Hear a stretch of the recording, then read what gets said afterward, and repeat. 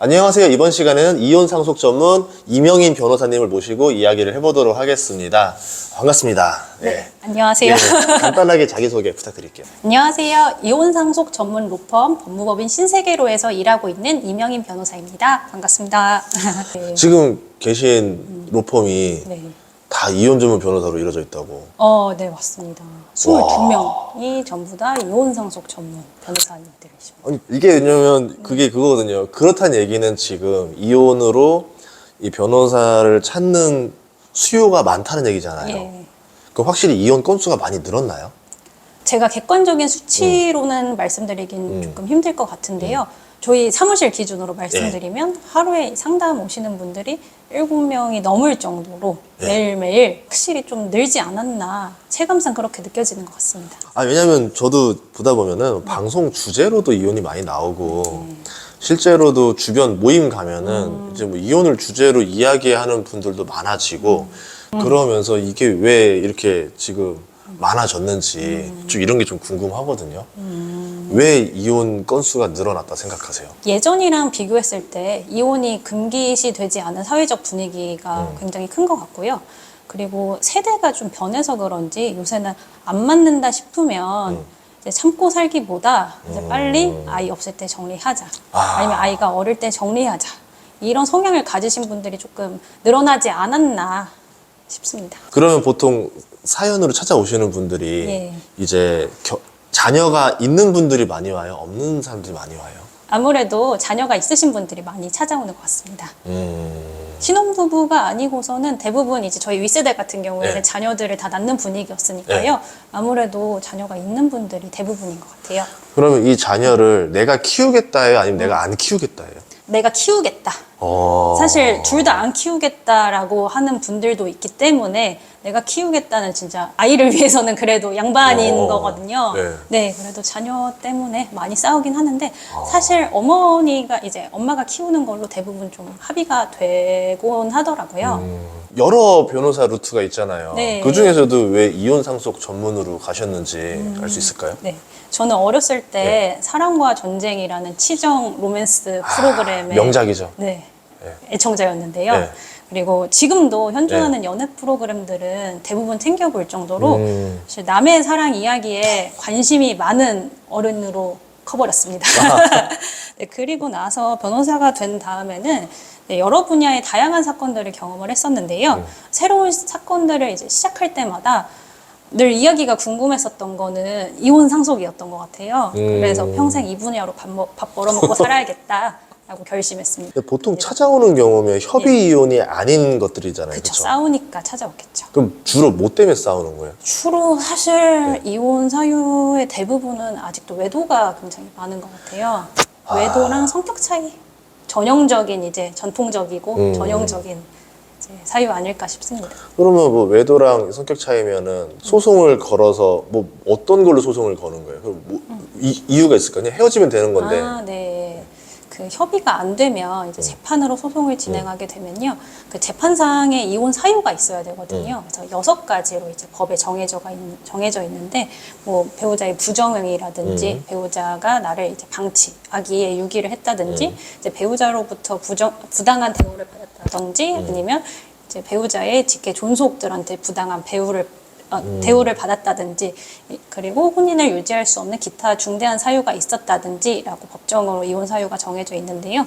이제 외도면 배우자의 부정행위로 인한 이혼 사유니까 그러면 뭐 소송을 해서 하는 거는 그러면 뭐 좀 더 재산 분할을 더 유리하게 가져가기 위해서 아니면 안 헤어지겠다? 뭐 어떤 건가요? 일단 이혼 소송을 제기하는 사람은 당연히 이제 자기한테 유리한 방향으로 재산 분할도 그렇고 양육권도 그렇고 양육비도 그렇고 원하는 방향으로 합의가 안 됐으니까 소송을 제기를 하시는 거거든요. 근데 그 상대방 입장에서는 아직까지 그래도 배우자랑 다시 잘해보고 싶어 하시는 분들이 있으세요. 그래서 그런 분들은 이제 기각을 구하는 입장인 거고 그리고 그게 아니라 나도 오히려 너한테 이혼 사유가 있지 나한테 이혼 사유가 없다라고 주장을 하면서 나의 기여가 이만큼이니까 난 이 정도 받아야 된다. 그러니까 실질적으로는 돈이랑 양육권 때문에 제일 많이 싸우게 되는 것 같아요. 이 양육권을 가져가는 게 돈 때문에 가져가는 건 아니겠죠? 양육권을. 양육권을 가져가면 양육비를 받을 수 있잖아요. 네. 근데 이제 어떻게 보면 그게 또 뭐 한 달에 금액이 적지 않다 보니까 이게 더 첨예하게 대립하는 게 아닌가 뭐 그런 생각도 들었었거든요. 그런 분들도 분명히 계실 거예요. 근데 제가 담당했었던 사건들은 사실 뭐 양육비가 재판으로 인정이 되려면 한 80만 원, 100만 원 정도가 많이 인정이 되는데요. 사실 자녀 키우시는 분들은 다들 아시다시피 그게 이제 많은 금액은 아니잖아요. 그쵸. 또 나중에 네. 애기 크면 클수록 뭐 의식주는 당연하고 학원비도 들 거고 부족하죠, 오히려. 네, 네. 부족하죠. 네. 그래서 현실적으로 양육비 지급받는 거를 봤을 때 돈 때문에 자녀를 데려가는 경우는 저는 지금까지는 보지 못했던 것 같습니다. 이런 사람도 있었다 들은 것 같아서 막 오히려 이제 뭐 엄마가 키우고 내가 하겠다 했는데 남자 입장에서 그 양육비 주는 게 아까운 거예요. 맞아. 그래서 나 안 줘. 내가 키울 거야. 맞아요. 그러니까 상대방 입장에서 나 이거 못 주겠으니까 차라리 내가 키울게. 내가 네. 키우면 이 정도 안 들어. 네, 이러면서. 그러면서 또 그게 또 감정 싸움으로 또 네, 막 그쵸. 던지고 네. 이제 그건 또 서로 소송을 붙고 네. 너는 애를 키울 자격이 없는 사람이야. 이러면서 귀책을 서로 걸고 난장판 되는 거죠. 그쵸. 양육에 대해 싸우다 보면 진짜 네. 개판 나고 또 애기 몰래 데려가기도 하고 뺏고 뺏기고 뭐 서로 형사고소도 하기도 하고 진짜 돈뿐만 아니라 이제 자녀 양육권과 관련해서도 진짜 이제 첨예하게 대립하고 많이 싸우는 것 같아요. 그럼 원래 꿈꿨던 이제 변호사 우리가 뭐 드라마에서 보는 거랑 네. 현실이랑 네. 좀 차이가 많이 나나요? 네. 저희 상상 속 변호사, 특히 여성 변호사라고 했을 때 떠올렸던 우영우. 전형적인. 그죠. 요새는 이제 우영우 많이 생각하시는데, 네. 제가 이제 매체로 접했었던 이제 변호사, 여자 변호사들은 뭐 높은 하이힐에다가 뭐 칼 정장에다가 이제 풀 메이크업, 한 손에는 서류 가방. 딱 지금 서류 가방 들면 될 것 같아요. 그렇죠. 근데 예. 백팩매긴 했는데 예. 예, 빈틈없는 모습이었어요. 어. 그리고 때로는 뭐 창밖을 쳐다보면서 우수에 잠기기도 하고 물론 이런 변호사님 당연히 계시는데요. 근데 저한테 있어서 현실은 제가 차가 없거든요. 그래서 뚜벅이라 가지고 뭐 힐은 무슨 저 맨날 운동화 신고 다니고 와. 치마 한 번도 입어본 네. 적 없고요. 그리고 걸어다니면서 저 이동할 때 유튜브 봐야 돼가지고 그리고 사색할 시간 없습니다. 늘 급한 일도 많고 네. 재판도 많아서 KTX에 이제 지방 재판하러 내려가는데 아 지방도 가야 돼요? 네, 지방도 많이 가요. 그래서 KTX 안에서도 서면 쓰거든요. 그래서 저한테 있어서 변호사 현실은 일도 많고 외근도 많은 직장인이라고 말씀드릴 수 있을 것 같습니다. 아무리 힘들어도 또 이게 또 보상이 여러 가지 보상이 있겠지만 네. 아무래도 수익적인 보상이 있다 그러면 또 힘내서 해볼만 하잖아요. 네, 대략적으로 그렇죠. 어떻게 됩니까? 이게 사실 애매하고 논란이 있을 수밖에 없는 케바케니까. 네, 워낙 이제 천차만별이기 때문에 제가 최대한 객관적인 자료들을 좀 찾아봤는데요. 그나마 최근에 네. 한국고용정보원에서 발표한 2021년 한국직업정보보고서에 따르면 평균 연봉 변호사가 8,063만 원이라고 합니다. 근데 응답자 수가 30명밖에 안 돼가지고 매우 너무 적다. 매우 부족한데요. 네, 네. 근데 아무래도 전문직 특성상 천차만별일 수밖에 없고 그리고 분야, 그러니까 전통적인 소송 영역인 송무 그리고 사내 변호사, 공공기관 변호사, 정부 부처 변호사님들도 계시니까 분야에 따라서 다르고 그리고 송무 중에서도 로펌의 규모에 따라서도 엄청 차이가 있고요. 그리고 경력 지역에 따라서 달라져가지고 일률적으로는 이야기할 수는 없을 것 같습니다. 이게 궁금한 게 이런 거에서 네. 일반적으로 젊은 변호사들 네. 수입이 적다고 들었거든요. 초년차는 얼마 정도 대략 어느 정도로 안 좋은 상태예요? 진짜 안 좋았던 시절이 있었어요. 네. 근데 그때는 변호사 배출 통로가 두 가지였을 때였는데요. 그러니까 아직 사법시험이 남아있을 때 로스쿨 변호사들이 동시에 배출됐을 때 그러니까 변호사들 1년에 나오는 수가 많아졌을 때 그때가 진짜 상황이 굉장히 안 좋았고 요새는 그 젊은 변호사님들이 이런 송무, 그러니까 전통적인 소송 영역을 하고 싶지 않아 하시고 다들 사내 변호사나 그런 이런 기관에 들어가고 싶어 하셔서요. 조금 그래도 사정이 많이 나아진 상황입니다. 아, 그러면 가장 어떻게 변호사들이 원하는 그런 그쪽 분야가 있어요? 서로 가고 싶어 하는 데가? 그 로스쿨에서는 다들 검사나 이제 재판연구원, 그러니까 예비 판사죠. 다들 그거를 가고 싶어를 했고요. 그리고 그게 안 되면 일단 변호사 루트일 텐데 그러면 대형 로펌을 가고 싶어 하죠. 그리고 그 분야는 송무는 워낙 천차만별이라서 그리고 일반적으로 변호사들이 사실 뭐 이혼 한 분야만 하는 것도 아니고 일단 먹고 살아야 되니까 나한테 들어오는 사건들은 대부분 다 해야 되거든요. 그래서 뭐 이혼, 상속, 형사, 뭐 부동산, 뭐 전 분야를 아우르는데 그래도 좀 금융 쪽을 조금 더 하고 싶어 했던 것 같아요. 제 주변에서는. 궁금한 것들 중에 하나가 뭐냐면 이혼 전문 변호사가 되면 주변에서 좀 시선이 있지 않아요? 예를 네. 들어서 친구들. 네. 자, 이제 우선 우리 엄마 친구들부터 네. 시작해서 네. 막 좀 뭔가 뭐 어떻게 쳐다봅니까?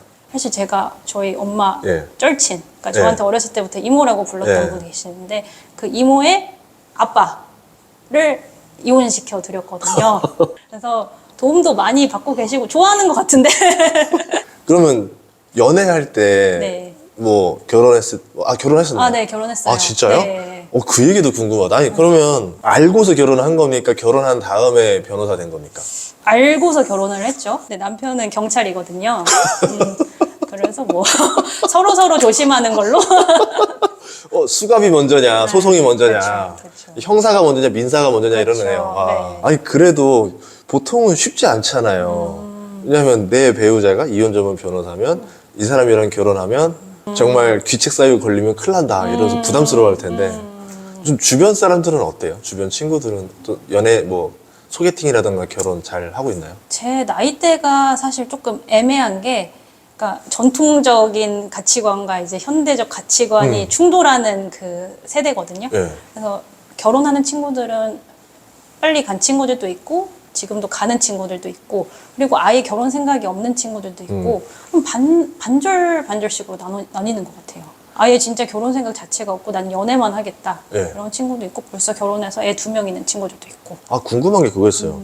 왜 이혼 전문 변호사 중에는 여자분들이 많을까? 남자분도 있는 건 압니다. 근데 네, 계시긴 비율이 한데. 절대적이라. 그렇죠. 예. 이제 가사 관련해서는 이제 여자 변호사님들이 절대 다수에 계시거든요.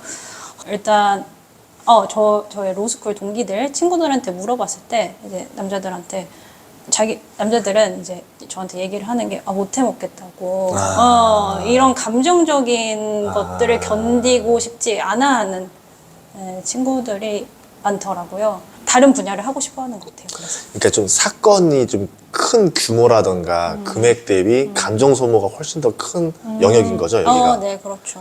아까 말했던 대로 정말 개싸움이라고 부를 정도로. 네, 그러고 나서 현타도 계속 오고. 네, 맞아요. 그러고 보면 어떻게 보면 그거잖아요. 다른 것들은 내 인생에서 마주할 일 없는 사건들이 많을 텐데 이거는 사랑이고 결혼이다 보니까 내 주변에서 계속 볼 수 있는 장면들이 계속 보이는 거 아니에요. 네, 그렇죠. 그런데 이 사건을 계속 맡으면서도 어떻게 결혼을 할 생각이 보통 이 정도 되면은 결혼에 대해서 학을 띄는 거 아닙니까? 그러면 다들? 그쵸. 그런 거 되게 많이 물어보세요. 어. 뭐 이혼 전문하면서 어떻게 결혼할 생각을 했냐. 그렇게 하는데 사실 저도 좀 걱정을 했었거든요. 내가 다루는 이 사건 때문에 내 상대방을 좀 편견 어린 시선으로 볼까봐 그리고 믿지 못할까봐 했는데 사실 굉장히 이제 공과 사가 분리가 잘 된 건지 아직 제가 콩깍지에 씌어서 모르겠는데 사랑했네. 네, 사랑의 힘으로 이겨냈습니다. 그럼 뭐 친구들 연애 이야기나 이런 거 결혼 네. 얘기 듣고 나면 뭔가 좀 색안경으로 보이지 않아요? 근데 제가 예. 너무 극단적인 케이스를 봐서 그런지 예. 그 정도면 그 정도면 뭐 괜찮은 거 아니야? 그러면 이혼 전문 변호사 일에서 꼭 필요한 거 어떤 거가 있습니까? 필요한 거? 전형적이라고 들릴 수도 있을 것 같은데 사람에 대한 관심이 꼭 필요하지 않을까 싶어요. 제 이혼 사건은 그 두 사람의 만남부터 시작해서 짧게는 수년, 뭐 길게는 수십 년간의 혼인 생활을 제가 그걸 들여다보는 거고 이제 마지막 헤어짐까지의 모든 과정을 다루게 되잖아요. 그래서 두 사람의 이제 이야기 그 책 한복판에 들어가서 그들의 인생에 깊이 참견하는 일이라서 그만큼 뭐 사람에 대한 그래도 애정이나 관심이 없다면 일하기가 쉽지 않은 분야 아닐까 그런 생각이 들었습니다.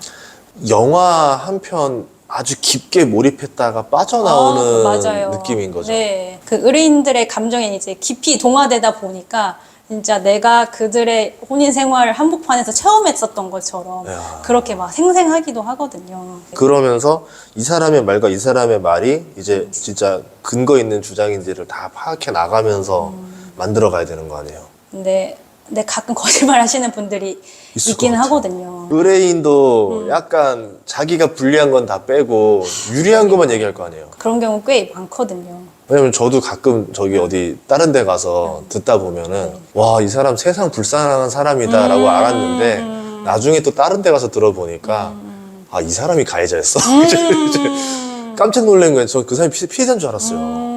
그렇죠. 네, 그런 사건 너무 많아요. 맞아요. 자기한테 유리하게 얘기를 하니까 사실 뭐 일부 맞는 부분이 있거든요. 근데 교묘하게 이제 자기한테 유리한 쪽으로 얘기를 하기 때문에 그래서 저는 늘 얘기하는데 저한테만은 이제 제발 사실대로 얘기를 해주셔야 된다고.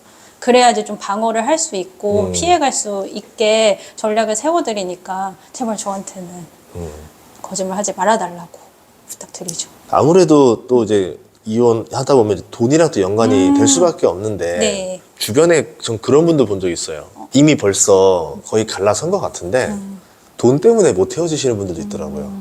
내 재산을 나눠주기 싫어서. 그렇죠. 그런 사례도 많아요. 많죠. 이제 다들 이혼을 하고 싶은데 주기 싫어해. 아. 근데 어떻게 이혼을 해야겠어. 네. 그럼 판단을 받아야 돼. 그러면 기여도에 따라서 나눌 수밖에 없으니까. 네. 뭐 이거는 내가 안 주고 싶어도 안 줄 수가 없는 거잖아요. 대충 얼마를 나누는 겁니까? 5대5입니까? 그러면? 일단 네. 그 재산 분할은 개념을 먼저 말씀을 드리면요. 혼인 중에 부부가 공동으로 형성하고 유지한 재산을 각자의 기여도에 따라서 나누는 거를 말하는데요. 일단 중요한 게 혼인 기간이 어느 정도였는지도 중요를 하고 그리고 경제 생활, 경제적 능력, 그러니까 누가 이제 돈을 벌어왔는지도 중요하고 그리고 재산 대부분을 차지하는 게 보통 부동산이나 이런 것들일 텐데 그 부동산을 매수하는 데 있어서 이제 각자 또 부모님 도움도 받는 것도 있고 이제 각자 모은 돈, 쌈짓돈 내놓기도 하잖아요. 그 그 아파트를 취득하는 데 있어서 이제 각자 얼마씩 부담했냐 그렇게 종합적으로 기여도를 산정을 합니다. 그러면 이런 경우 있잖아요. 아까 말한 대로 아내는 가정주부예요. 네. 그럼 남편은 사업가예요. 네. 그러면 내가 혼자 사업을 키웠지 당신이 한 게 뭐가 있냐면서 기여도를 인정 안 할 거 아니에요. 그러면 안 되고요. 그렇죠. 네. 사실 그 벌어왔다고 하더라도 이 가정생활을 유지하는데, 그러니까 혼인생활을 유지하는 데 있어서의 들은 내 노력도 기여도에서 분명히 반영이 돼야 되고, 가사일 되게 쉽지가 않잖아요. 그리고 또 자녀까지 양육을 했다면 당연히 이 부분에 있어서 가정주부의 기여도가 인정이 돼야 되는데요. 일단은 근데 재판부마다 이 가정주부의 기여도를 산정하는 그 기준이 좀 다른 것 같아요. 어떤 경우에는 10년도 되지 않았는데 50%를 인정해 주기도 하고 10년을 넘게 살았는데 50%를 인정하지 않아도 되고 이 부분 같은 경우에는 아까 전에 말씀하셨듯이 뭐 자산가라서 돈을 엄청나게 많이 벌어왔는데 이제 50%로 나눠주려고 하면 너무 그게 과다하고 막대해 보이면 거기서 기여도를 좀 낮추시는 것 같고 그러니까 최종적으로 지급해야 될 돈을 보고 좀 기여도를 산정하는데 좀 고려되는 게 아닐까 싶습니다. 아내 모르게 로또를 했어요. 로또가 당첨됐어요. 이것도 기여도로 나눌 수 있습니까? 일단 예. 로또 당첨 금액은 상대방에 대한 기여가 없다고 봐요. 그러니까 나의 순전한 운으로 당첨이 된 거니까 예. 거기에 이제 너의 기여는 없다고 보는 거죠. 근데 만약에 이게 당첨되고 기간이 오랜 시간 흘렸다면 이제 그 로또 당첨금이 뭐 자산으로 바뀌고 그렇게 증감 변동하면서 자산의 형태로 남을 거 아니에요? 그럼 그거는 분할을 하는 걸로. 좀 최근에 좀 기억에 남는 돈과 관련된 이혼 사건 좀 들어볼 수 있을까요? 아까 전에도 말씀드렸듯이 이혼 소송은 보통 이혼 소송만 청구하지 않고요. 이제 혼인 파탄의 책임이 너한테 있다. 그러니까 나한테 위자료를 달라. 그래서 위자료 청구랑 병합이 되고 그리고 재산분할 청구랑 함께 병합이 돼가지고 소송이 이루어지는데요. 이렇게 이혼이랑 돈은 진짜 뗄래야 뗄 수 없는 관계죠. 그래서 재산분할의 대부분을 차지하는 거는 부동산이잖아요. 네. 그리고 혼인 중에 취득한 부동산이 있다면 당연히 분할 대상 재산에 포함이 됩니다. 그런데 청약이 당첨이 됐어요. 네. 근데 분양대금을 아직 납부하고 있는 중이야. 근데 아파트가 완공이 되기 전에 네. 이혼을 하게 됐어. 네. 그러면 이 분양권을 어떻게 재산 분할을 해야 될지 이게 제가 최근에 담당했던 사안의 주된 쟁점이었었거든요. 네. 어떻게 산정할 것 같아요? 이게 등기를 친 게 아니니까 또 등기를 기준으로 볼 수도 있을 거 아니에요. 근데 이게 등기 전에 이미 벌써 웃돈이라는 프리미엄이 그쵸. 형성되어 있는데 네. 프리미엄을 인정해 줄 거냐 아니냐. 네. 본질을 또 네. 정확히 아유, 그럼요. 파악하셨는데 사실 원래는 원칙적으로는 그 아파트 분양권 가액을 총 분양대금 중에 이미 납부한 분양대금 있잖아요. 그러니까 실제로 투입한 금액으로 가액을 산정을 하기도 하고 아니면 분양대금 전체를 이제 적극재산에다 놓고 그리고 앞으로 지급해야 될 대금을 소극재산에다 놓고 산정을 하기도 하는데 근데 이거는 분양권 프리미엄이 전혀 이제 고려되지 않은 거잖아요. 근데 당연히 프리미엄도 부부가 공동으로 누려야 되기 때문에 재산 분할 대상에 포함이 되고요.